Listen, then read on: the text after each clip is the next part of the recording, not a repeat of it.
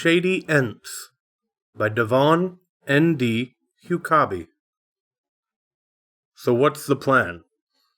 The bard said this as he entered the room. Tyrell was a half-elf pushing 170. His many kids by different partners had all opted to place him in the home, rather than take their father in and have to deal with him romancing the widows in their neighborhoods. Despite his age, numerous STDs, some of fiendish origin, he was still capable of seducing potential partners, given he wore protection. We're busting out of this place, if only for one night. This was Dexter, a rogue with no living family members. He was human and 80 years old. His irritable bowel had given away his location in the ceiling of the vault he had aspired to rob, as he waited for the bank to close. The judge had taken his age into account and offered him a deal.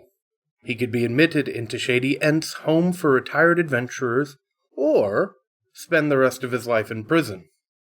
The old rogue had chosen Shady Ents, thinking the security would be minimal and that he could escape with ease. He'd underestimated Director Artemis Thingamabob, an accomplished gnome artificer who used both mechanical systems and magic to secure the facility. "Count me in. I need a pint and a chance to stretch my legs." Rose said this while dealing a bunch of cards to the other players at the table.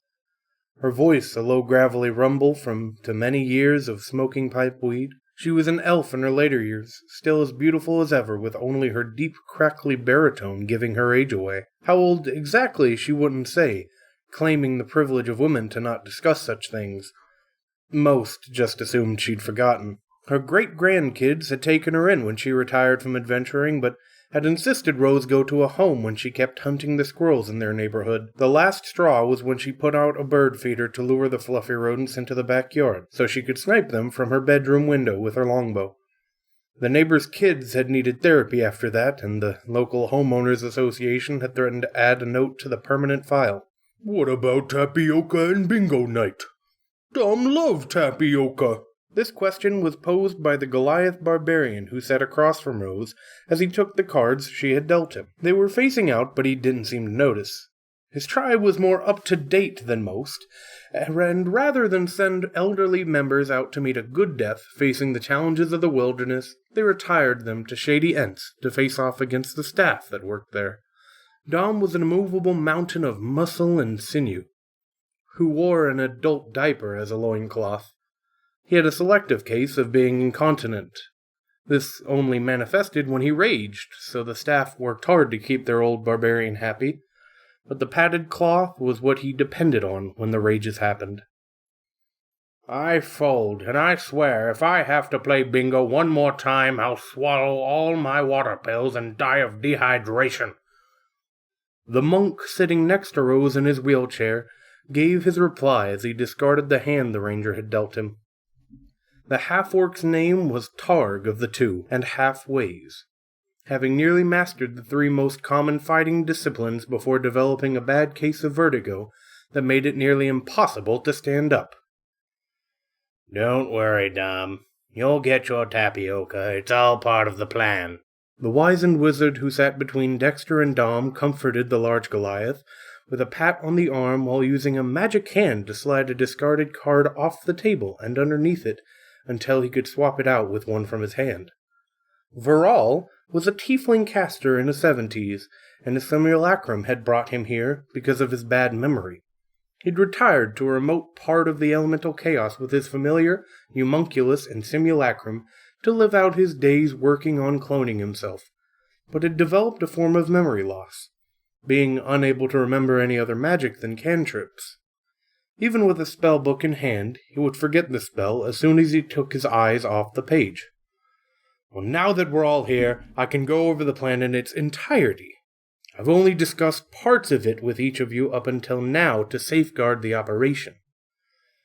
"In other words, you're afraid one of us would sell the others out for extra tapioca." The bard said this while looking at the cards he had in his hand. "Oh, is that an option? Dom hadn't even thought of that.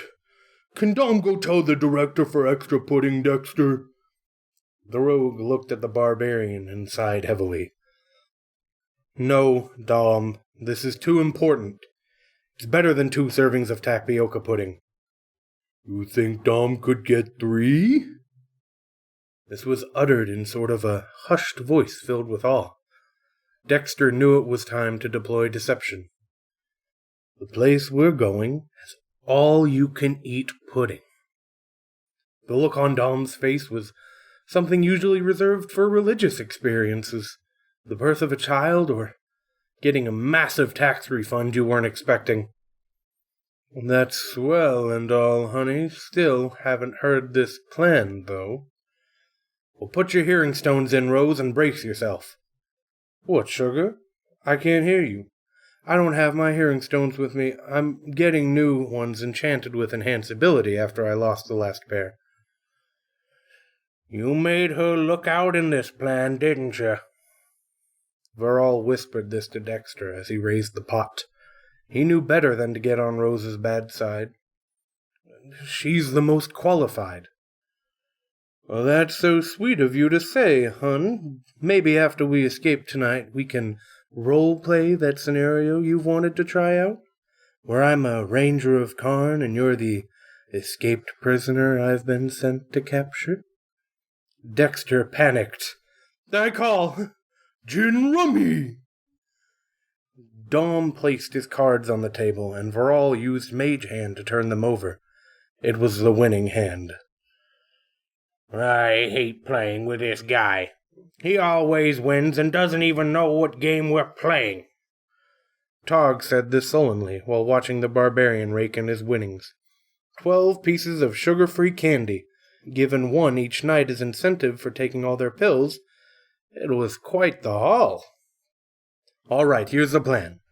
We have Dom go into the dining hall at dinner and cause a distraction by getting in line for seconds after finishing tapioca. Well, Dom liked this plan already. Does Dexter think Dom can get away with it? Maybe. Good point. If they do give you seconds, get in line for thirds. This is best plan ever. Dom managed to get this out while having 4 pieces of candy in his mouth at once. Targ, you and Rose will gain access to the director's office and get the crystal that starts Thingamabob's multi-cruise-mobile. They had all seen the director pull up last week in his latest gadget, a 6-legged walking vehicle. It was only partly finished, though. Artemis Thingamabob's planned to turn it into an ornithopter that looked like a giant mechanical butterfly, or so he boasted to the other staff. Given his acumen with artifacts, Dexter didn't doubt he would eventually make the device fly, but it worked fine for their needs as it was since the road to their destination was rough for Targ's wheelchair, and Dom had a tendency to wander off, while Rose would be distracted by every squirrel that crossed their path. Verral might forget what they were doing and return to his bedroom for a short rest, and Tyrell would be drawn to every matronly woman he saw. Best to keep them all buckled in where Dexter could keep an eye on them.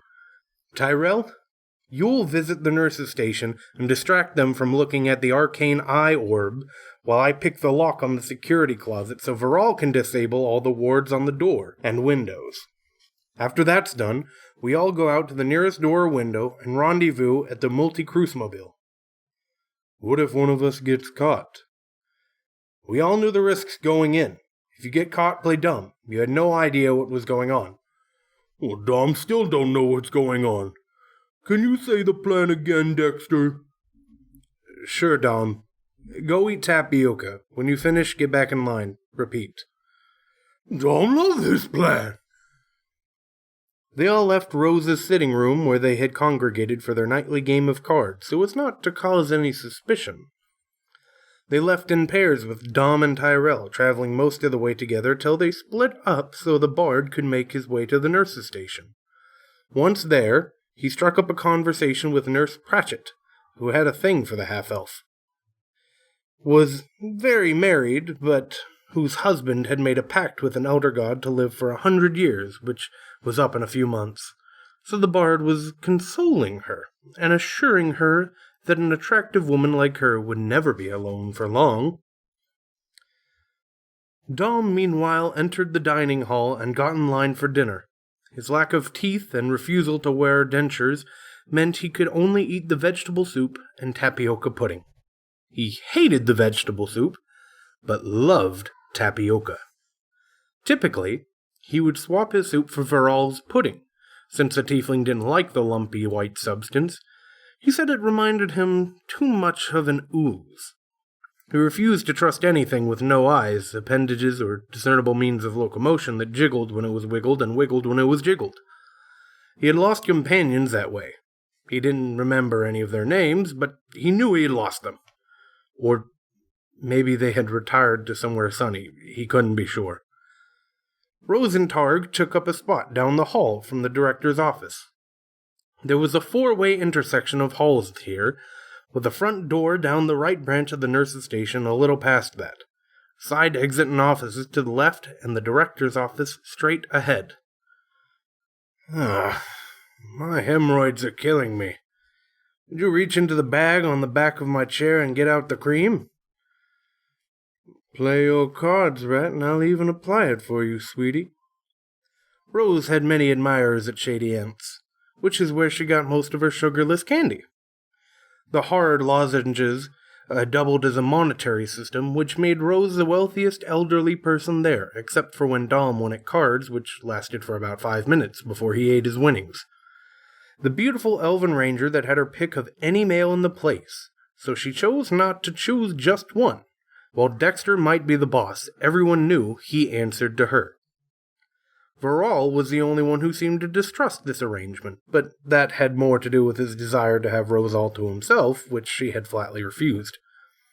All the men in her gaming group were members of her entourage, with the exception of Tyrell, who was her nephew.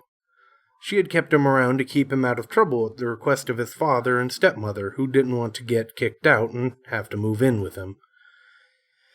They had already turned his room into a conservatory over a century ago. While the other teams reached their designated locations, Dexter was having trouble with the lock on the closet. Thingamabob has upgraded this lock since the last time I was in here. Probably because he found out you were in there. Impossible. I didn't tell anyone I had cracked this lock. Remember when that staff member had to come in here and they passed out? They blamed it on a gas leak. Oh, right. Dexter recalled this with some guilt and chagrin. It had been Spicy Tiefling Thursday. The dining hall had gone out with his dinner. Unfortunately, Tiefling food gave Dexter gas. Though to be fair, he always had gas. If I could remember how to cast Knock, this would be a breeze. Almost got it. The lock finally gave, and the duo entered the small closet where the wards and mechanical devices that kept Shady Ents, one of the most secure facilities in all the land, were located. I'll deal with the gizmos while you deal with the magic. Right, let's see. Interesting. Looks like your standard guards and wards setup. Oh, what's this? Forbiddance? There's no way the director installed that on his own. He must have snuck a cleric in here when we weren't looking. No worries, though. We had no intention of teleporting out, so I only need to disable the... Oh my God. What's that smell? Dexter didn't pause in his work as he had used thieves' tools he had cobbled together from hairpins and paperclips to work on the device before him, which stubbornly refused to open. Ignore it. Easy for you to say. This was a muffled reply as the wizard covered his nose and mouth with his cloak after casting prestidigitation on it to make it smell like lavender. While the rogue and wizard found themselves trapped in the closet with a stinking cloud not of arcane origin, things were not going well in the dining room. Dom had just received his helping of tapioca before making his way to the table, when another resident bumped into him and sent the platter clanging to the floor. No! An orderly rushed forward to assure the Goliath that they could get him more pudding. But that pudding gets wasted. Dom hate when tapioca gets wasted. Dom lifted the orderly up bodily and shook him as he said this. while other staff rushed in to lend aid. In the confusion, one of the men tried to tackle the barbarian, but only succeeded in pulling off the large diaper loincloth. This happened shortly before Dom entered a rage. His bowels evacuated onto the floor, and soon he, along with the orderlies, were wrestling in a mixture of pudding and fecal matter.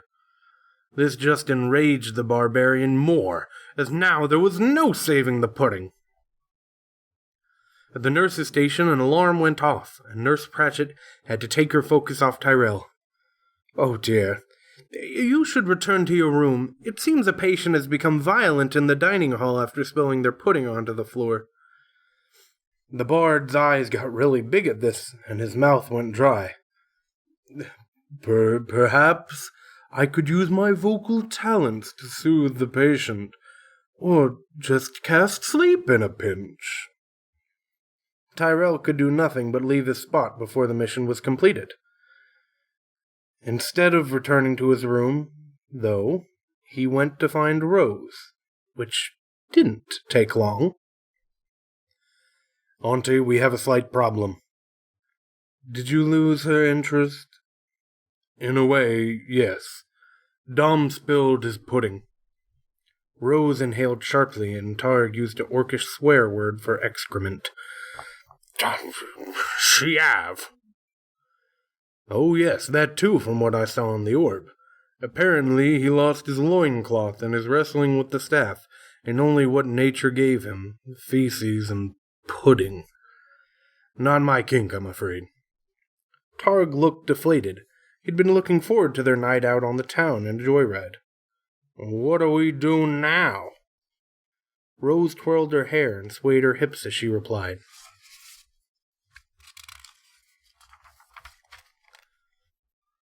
"I could use my wiles on Artie." Targ didn't miss a beat. "It's been a while since you had any wiles." The elf gave the half-orc a death stare before reaching a decision. "I guess we improvise." She gave the wheelchair a hefty push and sent the monk careening down the hall towards the nurse station before running across the intersection to the office door while the monk yelled at the top of his lungs, "Make way! Runaway chair!" Tyrell joined his aunt as she surveyed the keypad to the director's office door. "That's new," he said as he noticed what Rose had focused on. "He's a crafty one. Artie always liked to try new things." "Oh, Auntie, you could do so much better." "I could say the same to you, Tyrell. Now don't distract me. I have an idea." She pulled out a makeup compact. While as an elf she retained her youthful vigor and appearance, they were known to grow pale over the centuries. The makeup added a warm tone to her cheeks that made her look 500 again. She used the applicator to lightly dust the keys, then blew gently to remove any excess. 4 numbers were left with fingerprints on them. "It's not just my looks that brings all the satyrs to the glade, nephew mine." "Well, that might be what they told you, but I've known few satyrs. I assure you, they were only interested in your beauty." "Sweet talker. I don't know why you had trouble holding Pratchett's attention." "Well, the proverbial Shiav had hit the fan, so I don't blame her at all. To Dom's credit, he was very distracting. Almost too much so." After a few combinations of the 4 numbers, there was a click, and the door could be opened. The elf and half-elf entered the large office that looked like it doubled as a lab. Rose knew the layout well, and where Thingamabob kept the crystal to his vehicle, it was a matter of seconds before she had found it, and was getting ready to open a window. "Careful. I don't think Dexter and Vrall were as effective as the rest of us. I've been running detect magic since before I went to talk to Pratchett. Just keeping all my senses sharp. The ward on the window is still active, I'm afraid." "Not good. If Artie finds us in here, then the whole night is a waste." "I have something for that." The bard stepped in front of the ranger and cast minor illusion. giving the impression that the space they were standing in was empty. It won't work if he decides to sit at his desk, but he happens to come in. It'll give us a few seconds to come up with something. Rose tousled Tyrell's hair as she had done when he was a little boy. This is why you're my favorite relative. The feeling is mutual, Auntie Rose. Back in the closet, Varal's eyes were watering so bad he could not see. Have you finished with the ward yet? Not yet. It's proving difficult in this miasma. Why does it sting my eyes like that? You get used to it. I sincerely hope I do not get exposed long enough for that to happen. There, I think I did it. Some of the runes on the wall had stopped glowing. The remaining, Dexter assumed, were unrelated to their task. I have mine as well. There, it goes. The contraption opened, revealing a keypad. Oh, I wasn't expecting that. What'll happen if we just leave it? The wards are down, after all. Thingamabob's always had a backup in place. He loves redundancy. If we try to leave without disabling the device, the metal bars will slide into place on all the doors and windows. That seems like a fire hazard. There's a safety in place. Those metal discs on the ceiling in every room are temperature plates that will set off in a fire alarm. Deploy countermeasures and open all the points of egress. Then I have an idea, but let me step outside first so the gas doesn't cause us to spontaneously combust. Stepping out into the hall and using prestidigitation once more, the wizard lit the tip of his wand, then held it up to the flat metal surface on the ceiling. A moment later, a magic mouth appeared on the wall and started wailing, while another appeared at the other end of the hall that stated a message calmly. All residents susceptible to fire damage, please exit the facility and gather in the back garden. Then it repeated over and over again as the wailing went on. Cue our exit. The duo found a side door and exited the building, then made their way around to the front. They linked up with the ranger and Bard by the vehicle. Well, where are the others? I'm afraid Dom and Targ didn't make it out. Dexter was torn. In the old days he would have cut and run. It was understood in his profession, but that's how he had ended up alone near the end of his days. Not this time. He decided, start the contraption. I'm going back in. Just as he turned to go, Dom came bursting out the front door, pushing Targ's wheelchair, while the half-orc desperately clutched his nose. He smells more than you.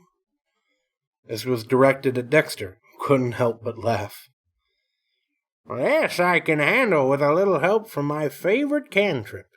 It really is the wizard's multi-purpose handy-dandy fix-all. Casting prestidigitation once more, the wizard cleaned the space Dom was in. Then he unfastened the clasp on his neck. Here, Dom, you can use my cloak as a kilt as well. Thanks, Varol. Dexter swung up into the carriage and offered a hand to Rose. Would the pretty lady care for a lift? She smiled and accepted the hand into the vehicle before turning to the dashing elderly rogue. Seeing as I have the crystal that starts the thing, it's really more me giving you a lift, sweet thing, but I'll let you sit on my lap if you're good, of course. If you want to be naughty, I can always spank you if you prefer. She'd said this in her gravelly voice and winked at him. Who's going to drive this thing? This was Targ, who had noticed Director Artemis Thingamabob exit the building from the side door and turned to go toward the back garden. Oh, me! Dom's hand shot up while the other hand held the robe in place. Varol finished clasping it, and once he did, the wizard spoke to Dom. I think it best if I take on that duty. It's more in my area of expertise, after all. As they took to their seats, Varol started the device, and they began to move out into the lane in front of Shady Ents, picking up speed as they went. From around the back of the building came running Director Thingamabob, waving his hands and shouting in a high-pitched voice, "I recognize your handiwork, dexterous pilferer! Return me my vehicle at once!" The group laughed in reply as they drove across town to the local tavern. The puzzle piece. Viral parked the vehicle, and the party disembarked before entering the establishment victoriously with Dexter and Rose in front leading the way. They found a corner booth that had room for all of them.